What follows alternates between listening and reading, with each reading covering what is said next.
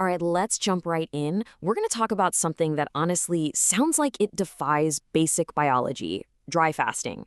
And it all boils down to this one really wild question. Can your body actually turn its own fat into water? But before we get to all the theories and claims, we've got to ground ourselves in some basic reality here.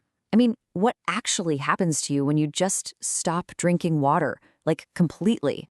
Well, the answer is kind of scary, to be honest. It doesn't take long at all.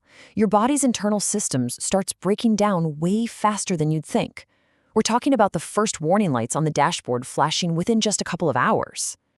And here's where it gets really crazy.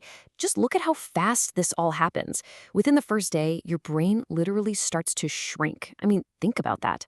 Then by day 3 to 5, with zero water, your major organs, they just start shutting down. It's not a slow decline, It's a full-on, rapid system failure. So, that brings us to the big, blinking question mark at the center of all this. Knowing how incredibly dangerous this is, why on earth would anyone do this to themselves on purpose?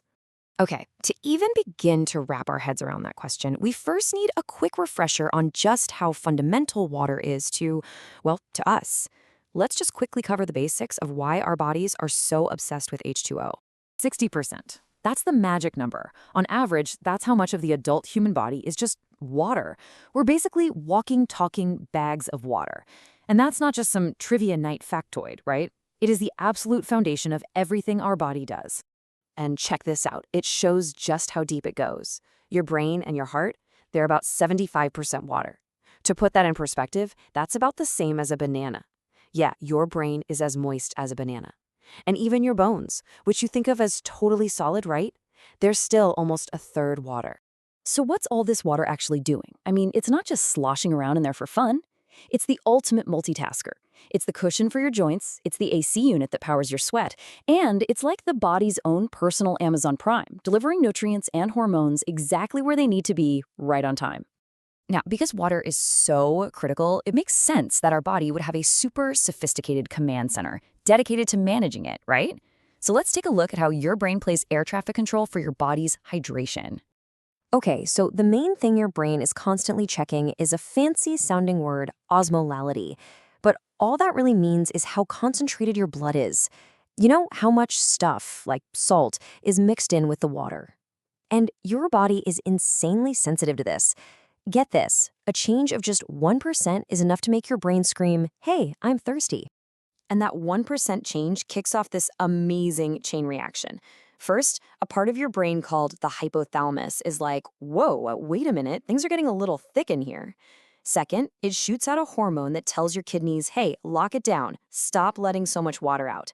And then, step 3, it hits that big red panic button that makes you feel that powerful, you can't ignore it, sensation of being thirsty. And here's a cool little detail you might not know. Dehydration isn't just one thing. It kind of comes in two flavors. On one hand, you can have water literally pulled out from inside your cells because your blood is too salty. On the other hand, you can just lose a bunch of fluid overall, like when you're sweating buckets. Both make you feel thirsty, for sure, but your body actually has a slightly different game plan for dealing with each one. So what happens if you just ignore all those signals? If your brain is screaming at you to drink and you just don't? Well, things start to go downhill fast. It's like a really dangerous set of dominoes starting to fall.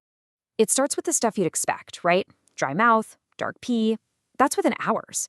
But then, after a day or two, you just stop peeing altogether. It becomes hard to even swallow. You might start getting muscle spasms. And then, like we saw before, you hit that terrifying day 3 to 5 window, and they're looking at your organs and your brain starting to shut down. The progression is just shockingly fast and severe. Okay, so the stakes are pretty clear, right? Our body has all these alarms and emergency brakes specifically designed to stop us from ever getting to this point. And yet, some people choose to ignore all of it and walk right into that danger zone. And that, right there, is the huge paradox of dry fasting. So what's the draw? Why do it? Well, the people who are into it make some pretty bold claims. This quote from Thomas DeLauer really gets to the core of the argument. The idea is that dry fasting is like hitting the fast forward button, getting you the effects of 3 days of a regular water fast in just one day. But, and this is a huge but, we need some serious context here. This is not some casual diet hack you try over a weekend. The people who know about this stuff are really clear. It's an advanced practice. A lot of the time, it's done with medical supervision or in very specific religious contexts like Ramadan, which has its own strict rules and time limits. All right, so let's finally dig into the big claim, the one that sounds like science fiction. This idea that our body can literally make its own water from scratch. How is that even supposed to work? So, the theory goes like this. When you put your body under the extreme stress of a dry fast, it flips a switch on a deep survival mechanism and starts to create what's called molecular water. And the basic chemistry behind it is actually pretty wild. See, our fat is made of stuff called triglycerides. When your body is forced to burn that fat for energy, it breaks it down, and that releases hydrogen atoms. Then, those little hydrogen atoms grab onto the oxygen that we're breathing in, and boom, H2O, water. And this isn't made up, by the way. It's a real process. Scientists call it creating metabolic water.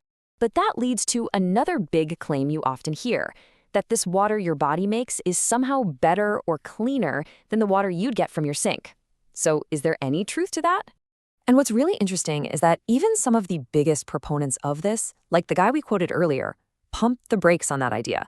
He basically says, look, I don't think that the body uses molecular water in a cleaner way than it uses water we consume from the tap. When it gets down to it, H2O is H2O. So that whole cleaner water idea, it doesn't really seem to hold up to scrutiny. And they're also pretty upfront about the risks and the downsides. I mean, when you burn fat that quickly, it can release toxins that were stored in it, which can make you feel pretty lousy.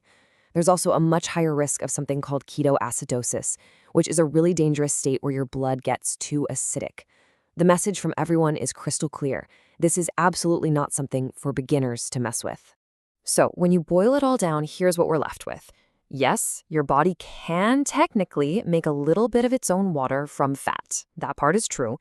But, and this is the crucial part, it's not even close to being enough to make up for the massive dangers of just not drinking water. So the whole idea of dry fasting is built on this tension, this trade-off between the promise of super fast results and a whole list of very real, very serious risks. Which leaves us with a big question you have to ask yourself. Is that extreme efficiency really worth the gamble?